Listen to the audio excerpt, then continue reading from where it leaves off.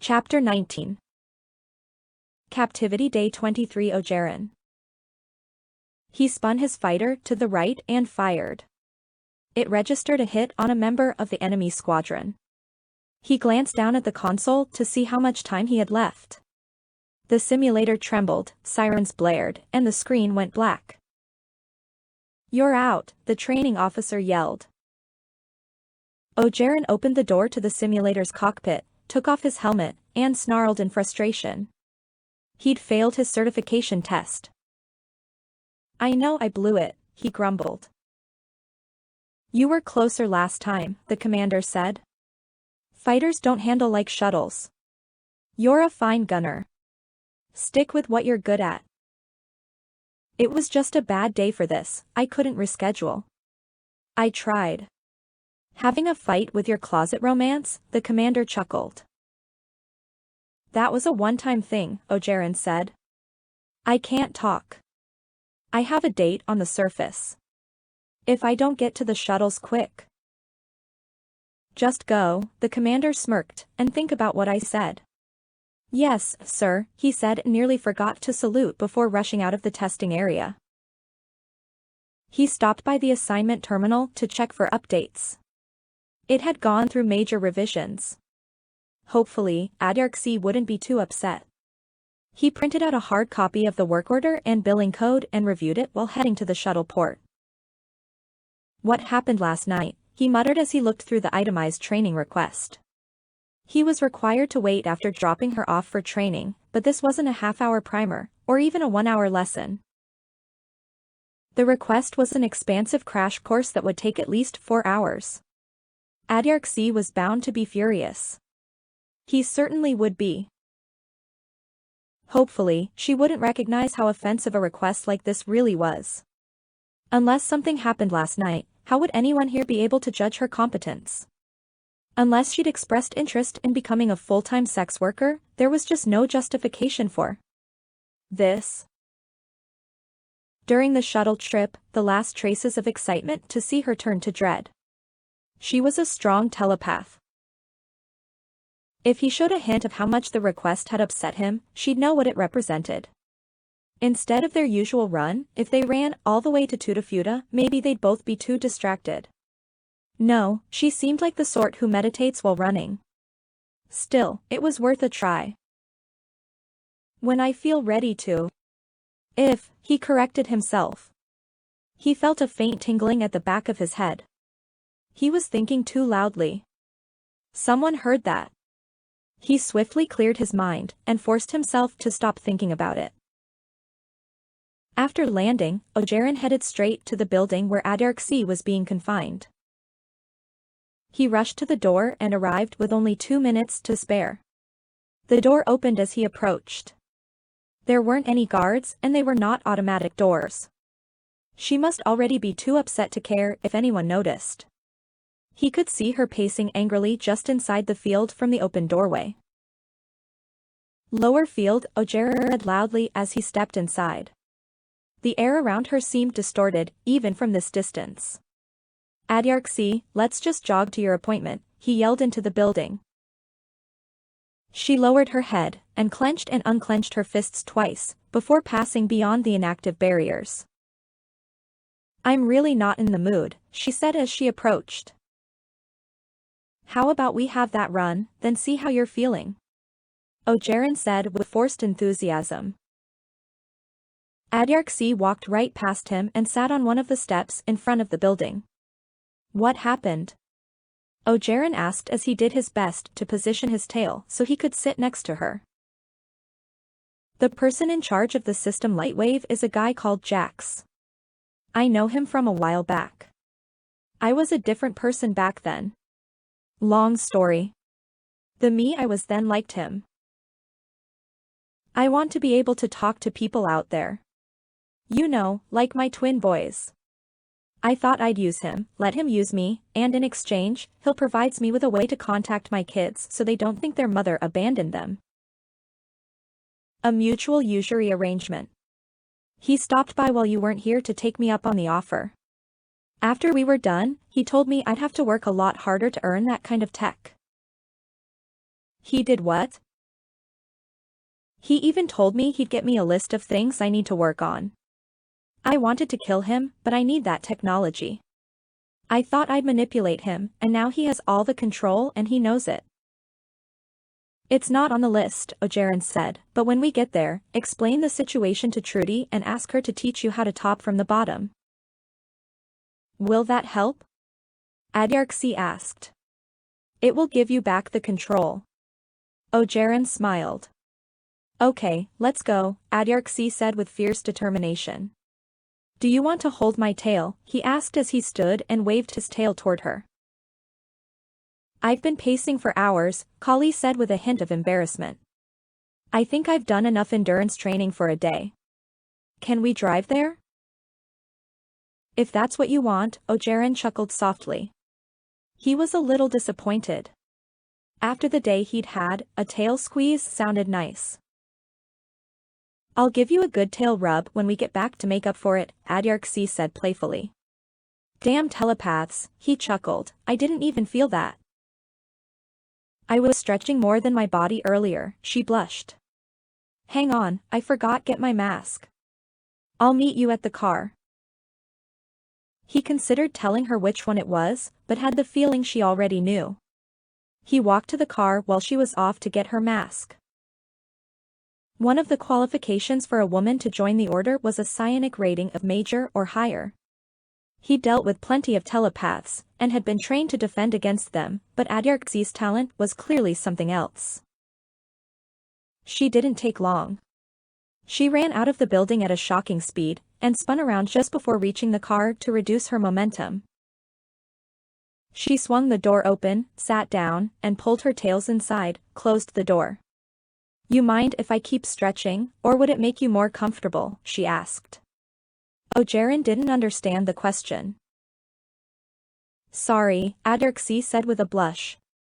I spent 4 years on Midguard being trained in battle magic. It utilizes all 3 primary knacks. I never managed to unify all 3, but I'm pretty solid pairing them. If I stick to one at a time, I won't pick up on things as easily. Oh, and stop worrying, I'm not going to ask you what the order is. Ogeron started then stopped and smirked. I just answered, didn't I? Adyarchse giggled, okay, I'll stop. You're right. It's not fair. Ask me 3 questions and I'll answer them, no matter what they are. Will that make it up to you? As long as you give me time to decide what I want to ask, he said cautiously. Agreed, Adyarchse said with a grin. I'll let you know when a question is one of the special ones. He pulled out and drove to the Flesh Row parking lot while she meditated. It amazed him how swiftly her mood was able to change. He decided to put her to the test as they approached the lot and imagined the lewdest thing he could think of. She didn't react. With her capabilities, it was clearly pointless to try to keep secrets from her. Adyarchse, I need to tell you something, he said nervously. I've been instructed to try to get information from you by a woman named Navari. It will benefit my family. Her people send me a rumor to ask you about each day, like when I asked if you're the Cletharian queen. From now on, don't go out of your way to work into conversation. Just ask me, Adyarchse scolded. I will, he said with relief. What's today's rumor? She asked. After pulling in and parking, he looked at his tablet. Did you sign over rights to your body to the Lamentic High Court? She blushed. In a way. The contract makes my body my Tejmare's property, posthumously, of course. It's to protect me from any faction that may want to capture me to conduct studies. Once I'm dead, only the High Court is legally allowed to dissect me. It may be the only way to get out of here, eventually. Ogeron sent the answer to Navari and put away the tablet. I'm nervous, Adyarchse said quietly. The woman had an insane amount of power at her disposal. Manipulative, yet honest. Adaptable. What did she have to be nervous about? She took a deep shuddering breath. I used to have 2 souls inside me. We could switch back and forth. Sometimes she was in charge, sometime I was. We would merge our consciousnesses, but it was hard to maintain.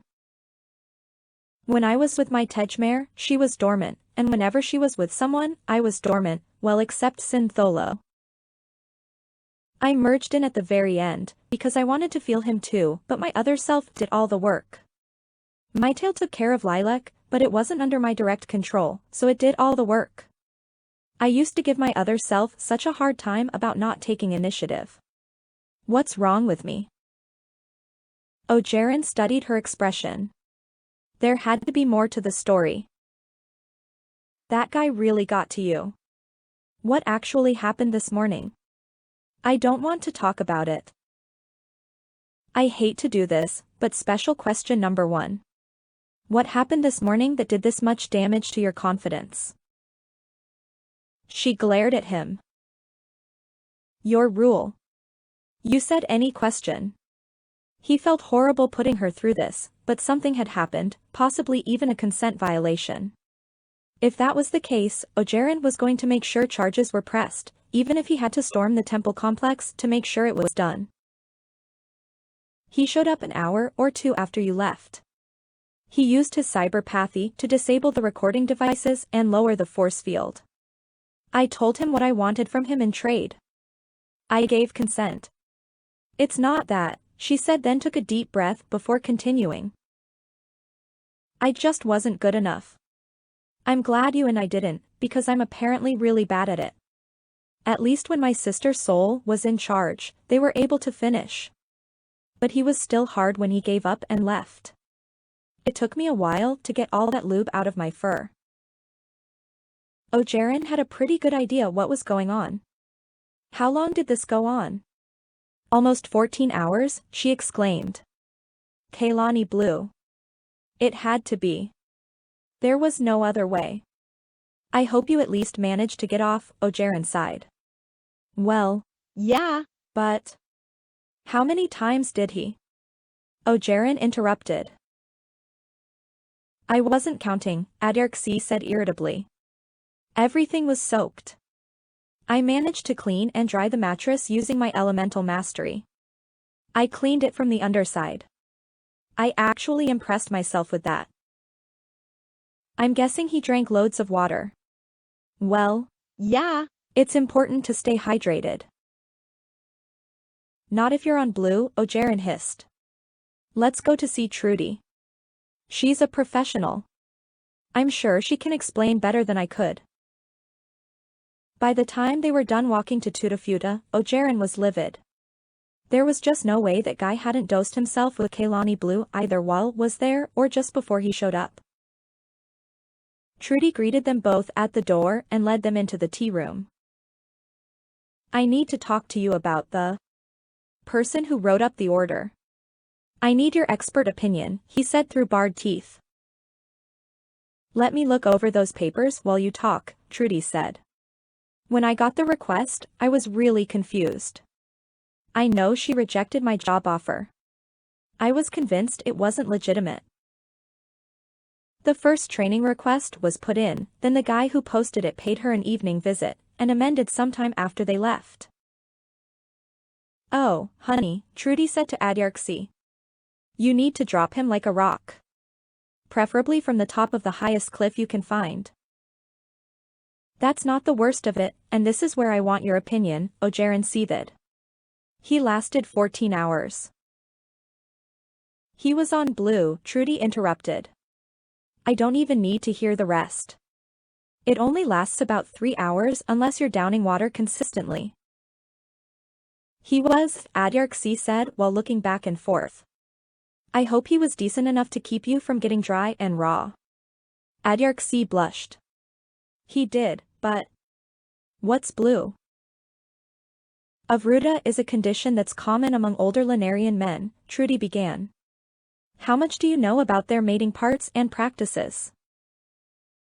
Nothing, Adarxi said nervously. I'll try to keep it quick, Trudy said. Recreational Kaylani Blue is heavily diluted from of a chemical which was originally designed to treat Avruta. Lunarian male reproductive organs are shaped like a flower bud. In copulation, the female removes bud. If a male lunarian develops a fruta, they overproduce and need to trim weekly or live with seepage that prevents the end from sealing over. Yuck. There's a reason lunarians have to go to specialized brothels. I always wondered about that, Ogeron said. Just not enough to ask. Blue was first made to dry out the gland which is responsible for semen production in lunarians. Once the effect the drug has on species with testicles was discovered, a diluted form of the drug was produced for recreational use. So, you two think he was on that? Adyarchse asked. Why was he still hard when he left? Because he's a manipulative ass, and wanted to make you feel so beaten down that you'd be willing to go through a training regime usually reserved for. Trudy paused while looking at Ogeron's expression. Sorry, I'm not helping. I can't explain the situation, he said, but she has to go along with this for now. Children are involved, just leave it at that. Gotcha, Trudy said with a sympathetic smile. Kali, that guy isn't just treating you like an unpaid whore, he's looking to have you trained for the job. I was asked to reserve time for 2 more sessions, but I can't just clear that kind of time on a whim. I opened up special for this one. Today's normally my day off, but you helped me out, and you're built differently enough to make it worth my time. I appreciate it, Adyarchse grumbled. Do we have to follow what's in the request? Only in terms of record keeping. Did you have something in particular in mind? Trudy asked. I'd rather be taking dance lessons, Adyarchse grumbled. Can you teach me how to? She looked pleadingly at him. She should learn how to top from the bottom, Ogeron said. That I can definitely help with, Trudy smiled. I'll add in a recommendation to enroll her in dance classes somewhere. Maybe they'll go for it, maybe not. I'm required to stay here until the class is over and bring her home after, Ogeron explained.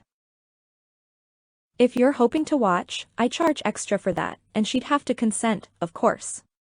Not that I expect that would be an issue. You two seem pretty close. Ogeron scoffed. No, I just want to know where I should wait. Oh well, it's your time to waste. Waiting here is fine, Trudy said as she walked over and held out her hand to Adyarchse. Shall we get started?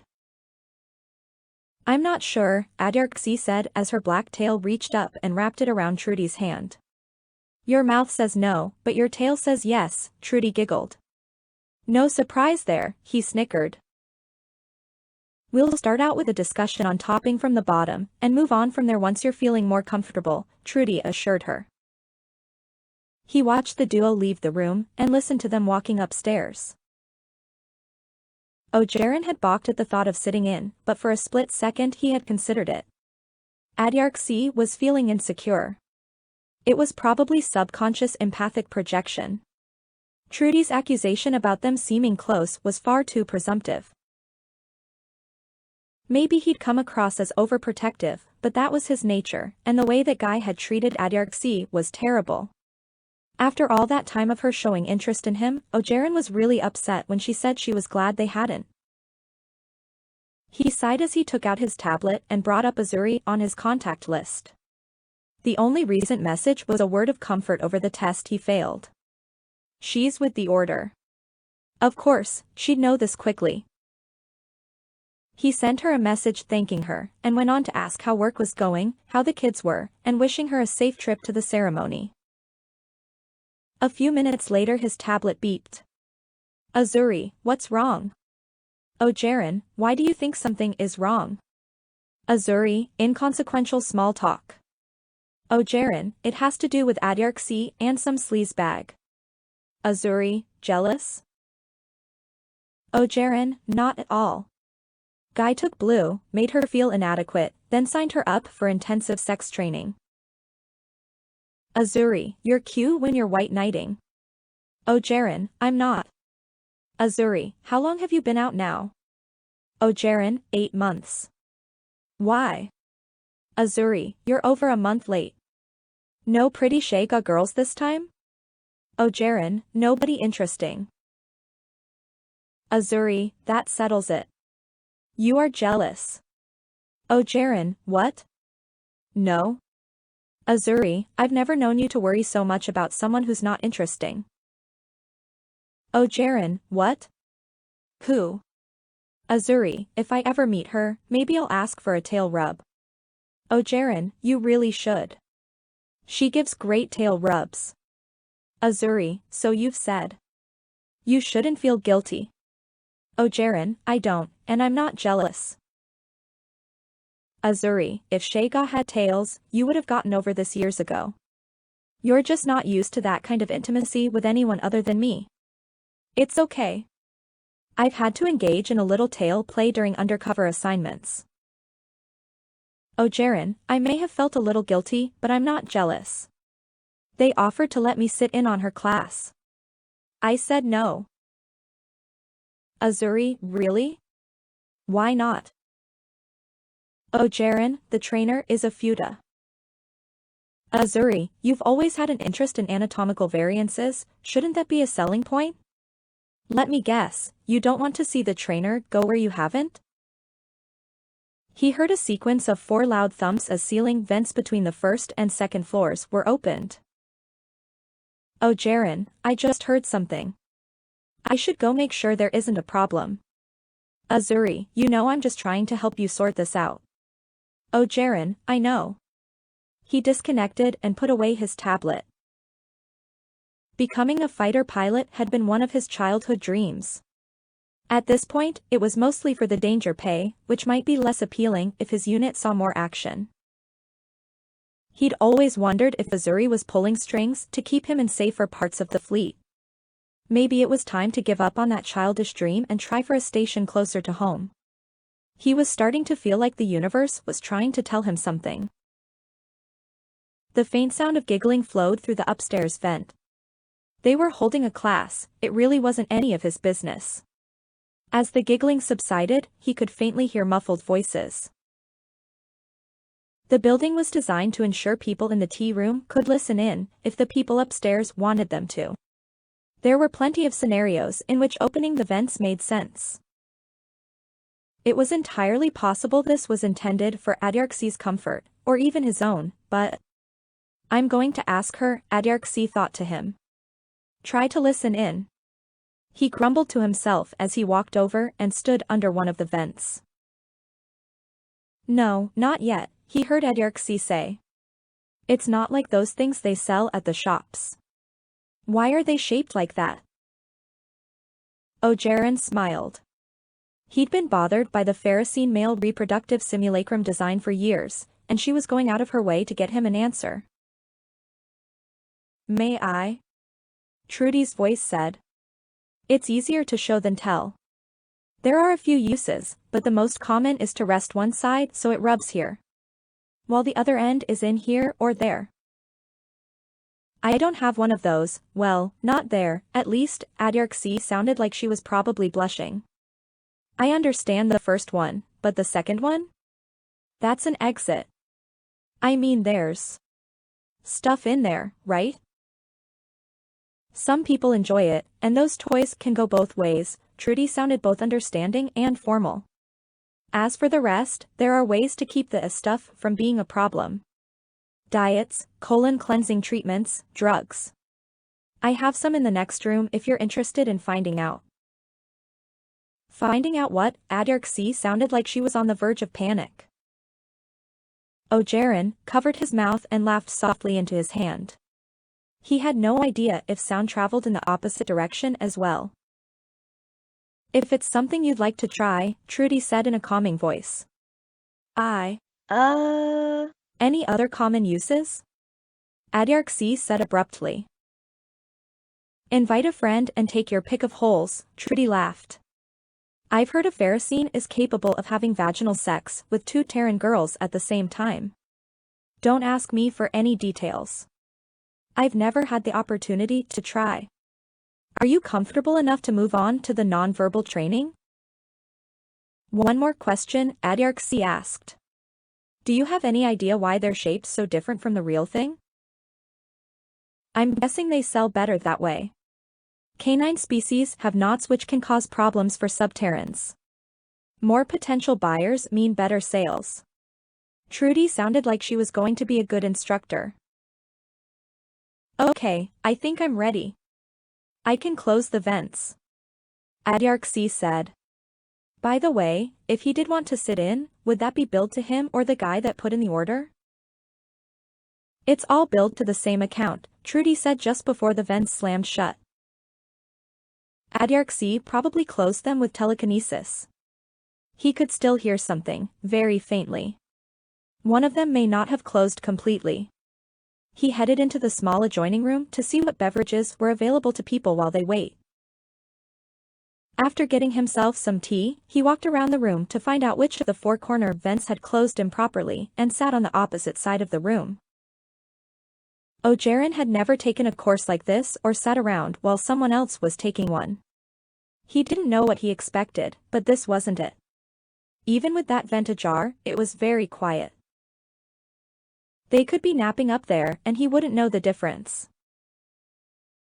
After a while, the curiosity got the better of him, so he walked over to the opposite side of the room and stood under the partially open vent to see if he could hear anything. He was responsible for Adyarchse, he should at least make sure she was still up there. He couldn't hear much or tell what was being said, but he couldn't hear a peep from Adyarchse, only an occasional murmur. He shook his head with mild frustration. Trudy wasn't a prostitute. She was a trainer. Exaggerated moans to make Adyarchse feel like she was doing well weren't at all necessary. She must just be up there giving instruction, advice, and encouragement to her student. There were 3 solid thumps on the ceiling followed by the sound of boisterous laughter coming from the corner of the room. That's nasty, he heard Adyarchse's muffled voice say from somewhere beyond the vent, it's all in my hair. Trudy said something inaudible. He could hear water turn on then off a couple minutes later, then the silence resumed. If he took a look at the work request, he could probably find out what they were doing up there. Not my business, Ogeron reminded himself. He heard the upstairs door open and someone running down the stairs. Ogeron sighed. Something must be wrong. He leaned forward to get up just as the office door flung open and a naked trainer rushed over to the desk and started rummaging through a drawer. Everything all right? He asked, trying not to be distracted by the swaying object that looked out of place on the shapely woman. She pulled 2 small boxes out of the drawer and flung one at him. Make sure she has some of these on hand the next time the creeper comes calling. Ogeron looked at the box and said, she doesn't have a tails. To keep her fur clean, Trudy said as she rushed out the door toward the stairs. He'll be in for a surprise. I wonder if they make them extra long, Ogeron mused as he listened to her run up the stairs. The design had a sturdy washer-like loop near the base. They were designed to prevent an oversized partner from going too deep. Yeah, he was certainly in for a surprise. This sort of training was not on his itemized list. Not my business, Ogeron laughed to himself. They'd been up there for about an hour and a half, that's far enough, he heard Trudy say in the distance. Try now. A soft moan flowed into the room from the stairwell. You forgot to close the door, Ogeron said loudly. Sorry, they said in unison. The sound of the door slamming shut echoed through the building. He shook his head. I didn't come here to listen to Trudy moaning, he grumbled under his breath. The implication of his own words struck him. He didn't come here to find out what Adyarchse's moans sounded like either. He'd rather. He pulled out his tablet to shoot a quick message to Azuri to remind her how much he hates it when she's right. Laughter filtered into the room through the vent. Ogeron grumbled irritably as he looked for something to read to distract himself. It sounded like they were back to instruction, technique probably. After spending some time reading, he jumped and dropped his tablet as a shockingly loud groan echoed through the vent. I think found it, Trudy yelled triumphantly, then the noise level went back to the prior murmur. Well, I guess I know what adarxy sounds like now, he grumbled as he picked his tablet up off the floor. I hope she's not always that loud. I don't want to go deaf. He sighed. Why do I keep thinking like that? He scoured Godnet looking for something interesting to watch. He didn't feel like dealing with the propaganda or advertisements on the Information Society feeds. At least her training session should be half over by now. While looking through the listings he came across one called Two Girls, One Pharisee. Just no, he grumbled. How does that match any of my search terms? I enter in, funny, sport, mishap, and that comes up? How? He gave up in disgust, and put down the tablet. He heard the upstairs door open and close and someone walking down the stairs. Trudy walked in shortly thereafter. She was wearing a long robe this time. She sat on the corner of her desk and crossed her legs. How are you holding up down here? Trudy asked. Are you sure you don't want to come up and sit in? I'm sure, he lied. Do you have any idea how much longer the lessons will take? She's not very experienced, but eager to learn, Trudy smiled warmly. She's having a cleanse now. It takes a little time for everything to run its course, so I'm giving her some privacy. She's surprisingly adventurous. Even with the vents closed, it may get a little loud for the next part of training. It may not. You never know. What's next? Ogeron asked, not sure he wanted the answer. Exploring likes and dislikes, recognizing thresholds. Trudy grinned mischievously. My favorite part. You're sure you don't want to sit in? Ogeron gulped heavily. He felt as if his tongue was swelling in his throat. Listen, I need to bring her up more water. I'll give you a few minutes to think it over. Trudy walked into the kitchenette, filled a pitcher of water, and headed back upstairs. He closed his eyes and slowly inhaled and exhaled. His heart was racing. Why was this affecting him like this? Had those Terran girls, years ago, affected him so deeply that just the thought of being in the room with her was giving him a panic attack? I should go, he said as Trudy walked back into the room and sat behind her desk. It's your choice to make. I'm asking you because it's what she wants.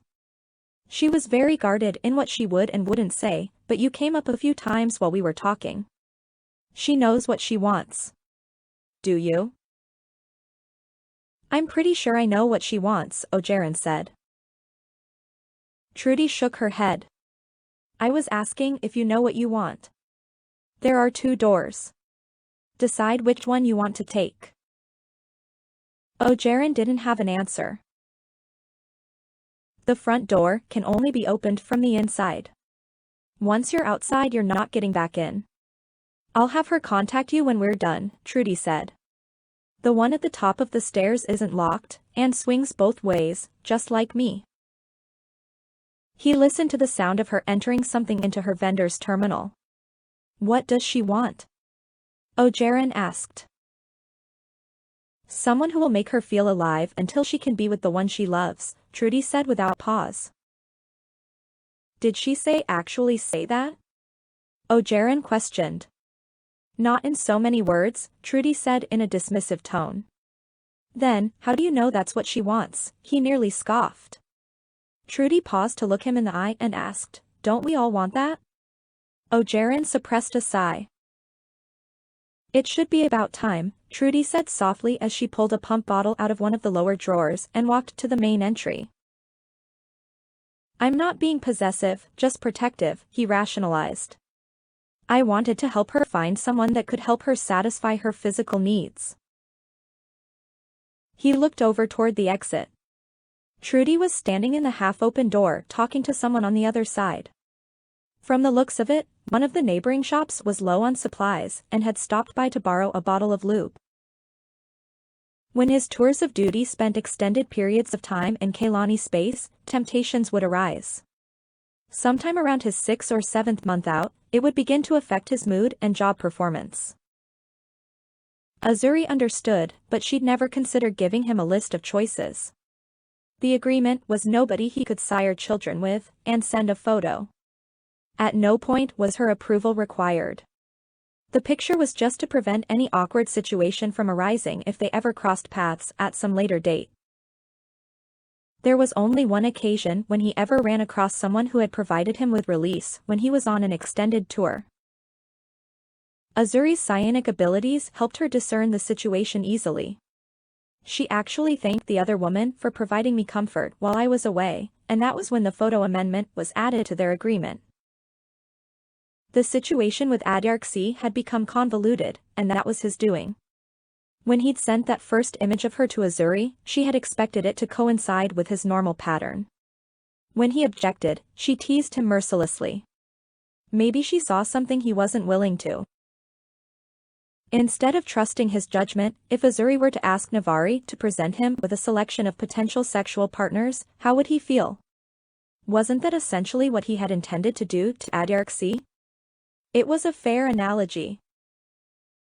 He did find Navari attractive, which would make the prospect more objectionable. "I'll let you know," Trudy said as she closed the door and made sure the latch clicked. She turned her head to look at him before going upstairs. Tales are fairly common, but not prehensile ones. Pharisine tails didn't even come close to qualifying. They couldn't pick up or carry objects, despite being flexible enough to hold tails. He didn't really find the Terran form or features attractive, but those tails. Ojeran shook it off. He'd given it some thought. It wasn't that he considered her unattractive, he just wasn't physically attracted to her.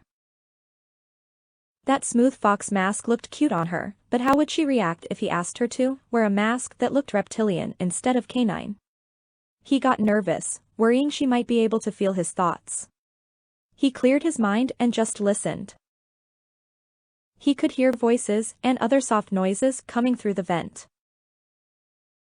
He sighed in relief, while wondering if she'd gone out of her way to get the mask because she'd sensed he liked the way she looked wearing it. He checked the time. He'd already spent a half hour trying to decipher his own thoughts and feelings, and the moaning upstairs had just begun. He could hear Trudy talking periodically, brief responses, but the occasional moans and groans were all Adyarchie's. It was a strange distracting sound, not like the pleasant trill of a Pharisine woman, or the lovely warbling of a Shaga girl. His mystrionic ability translated the meaning behind the words, not the actual sounds made. Ojeran imagined going up there just so he could ask which noises were approving, and which indicated discomfort. He chuckled softly. He should probably find out if she decides to. "What do I want?" he grumbled quietly under his breath, then sighed. "I want her to be free so her choices aren't so limited." He found himself wondering if she'd even consider such a thing if her options weren't so limited. Maybe that was his real issue. He'd already done what he could to negate the power imbalance between them. Despite her circumstances, she didn't seem to consider herself to be at a significant disadvantage with anyone other than that cyberpath. He considered asking Azuri's opinion, but knew she'd just insist he was overthinking the situation. Adyarchie could have disabled the Nax suppression field before he ever showed up. It was well within her power to escape, so why hadn't she? There must be some tactical advantage to staying. Plausible deniability maybe, but for what? Ojeran shivered involuntarily. "I wonder if I'd have to make that one of my remaining 2 special questions." Ojeran mused to himself. Then again, the Cletharian queen being in captivity during the attack on Lao Host seemed to lend credibility to the claim that the Loctarian government had provoked the sleeping giant, and that this wasn't simply the start of a second Cletharian rampage. Feeling inspired, he searched on Godnet to reference to Lady Darkseid. There had been lots of talk a couple months ago about her swearing to hunt down a ship responsible for an attack on a refugee colony in the Nadrok system. There was sporadic talk and information and tips, even a video of her at the site of the attack, but then it went conspicuously silent a little over 20 days ago. Was the Kaylani Dominion or their Xenon allies somehow involved in the attack? No, that didn't make any sense. But Ojeran sent a link to the Godnet discussion board with the video and pointed out when it went quiet to Navari. This was something suited more to the order than someone who was normal military like himself. Instead of concocting a question to ask her himself, turning it into another daily rumor could put less strain on the unorthodox relationship between himself and Adyarchie. She may have asked him to call her Kali in public when his abilities allow it, but he'd noticed calling her Adyarchie in his natural tongue made her smile, making it feel more intimate to him in a way that was not at all uncomfortable. He suspected Trudy's assessment of her wants was incorrect. It was intimacy she craved, in his opinion. Something that could only be intensified if. Maybe we should, he thought, as the noises filtering through the vent got louder. He opened back up the conversation he was having earlier with Azuri Ojeran. I need to ask you a question about Adyarchie. It took a little while to get a response. Azuri, try asking her. Ojeran, I think it's intimacy she wants, not just sex. Azuri. And? Ojeran, I just don't want to upset you. Azuri, I am now. Those poor Shega girls.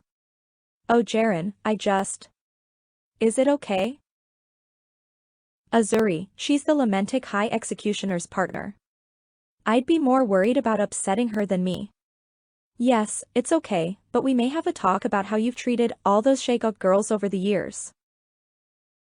Azuri closed the conversation and deleted it.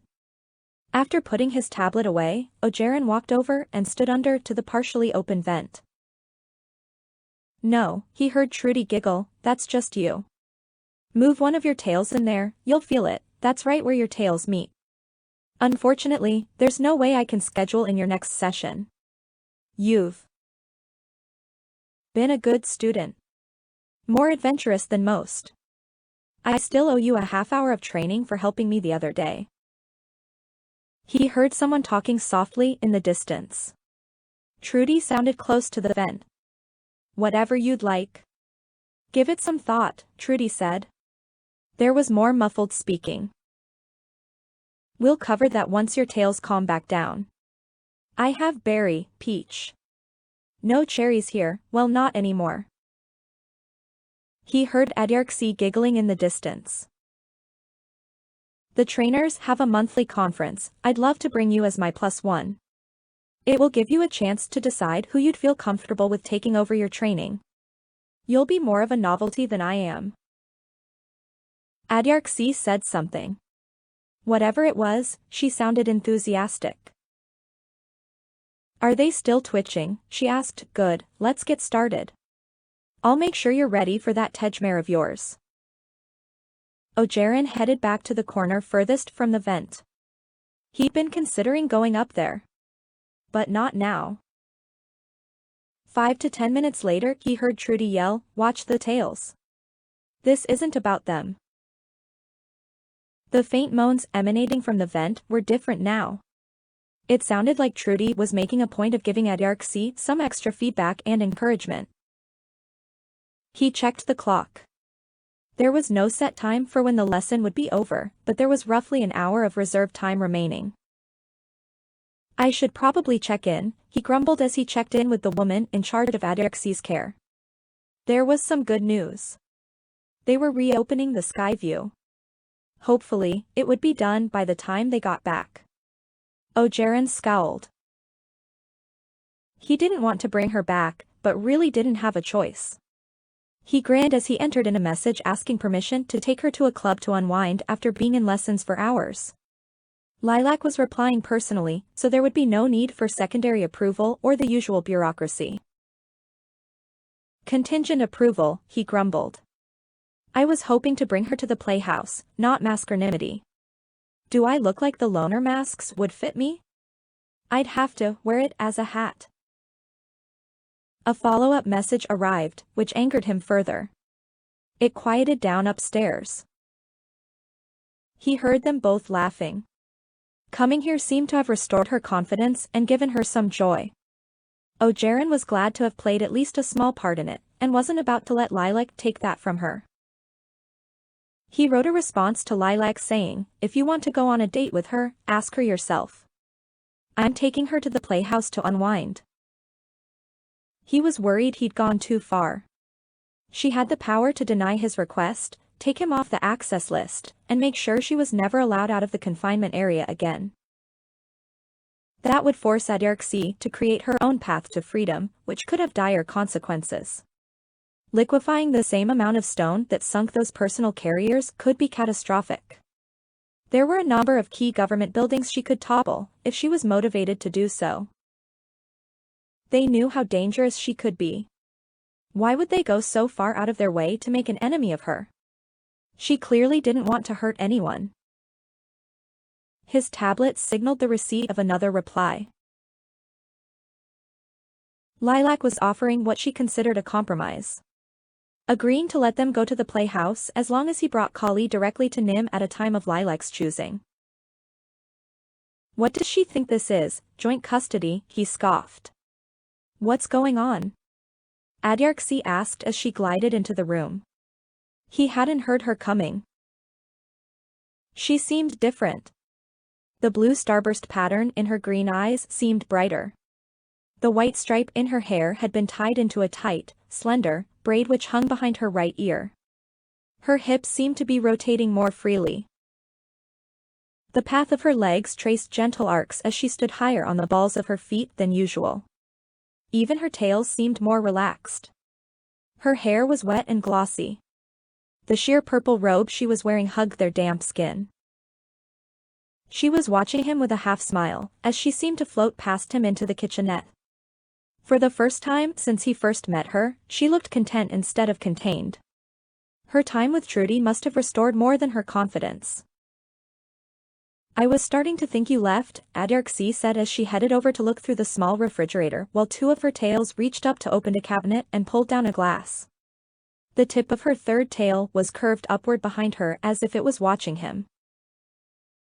"Since you're still here," she said as she pulled out a bottle, popped the top, and rested it on the counter, "we're finishing up early. Can we make a quick stop before heading back? Trudy invited me to a monthly get-together. I need a new dress. Even if I can't go, I'd like to have something for special occasions." She tightened the robe as she stood and turned to face him while her tails continued preparing her drink in the glass behind her. "I usually stick with more neutral colors. Trudy thinks the purple suits me. What do you think?" she asked as her hips swayed with the movement of her tails. "I thought you were going to ask if I wanted to go upstairs?" "We both did. More than once," she said, raising one shoulder. "If you're not comfortable watching someone else sliding into me, that's fine.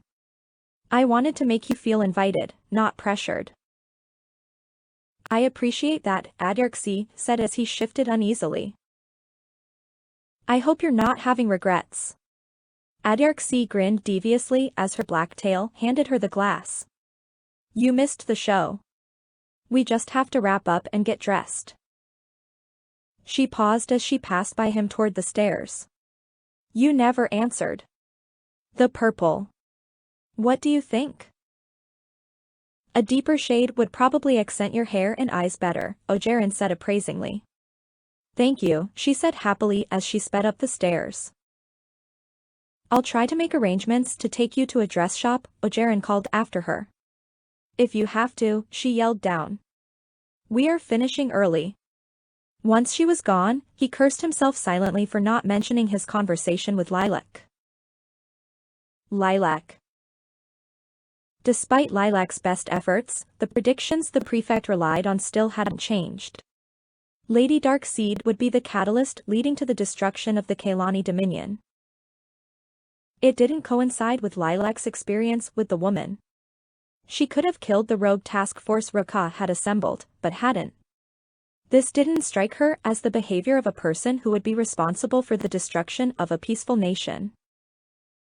If the prediction was true, how would it happen?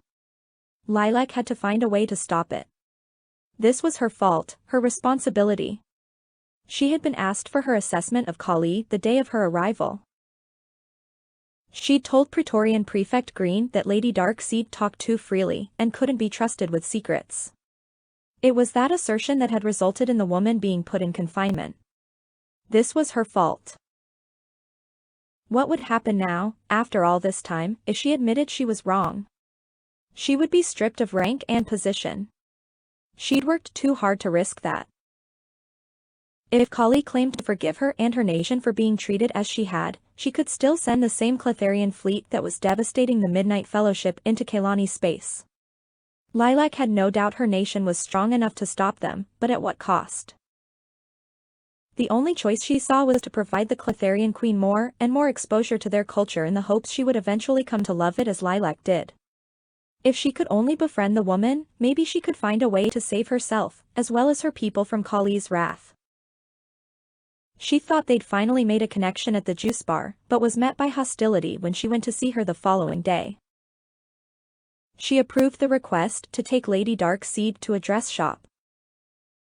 Lilac envied the relationship she was developing with that Pharisine, but she had a plan to meet them at Nim and have her chance to talk to Lady Darkseid from behind a mask and maybe get a fresh chance to make friends with the Reaper before it's too late.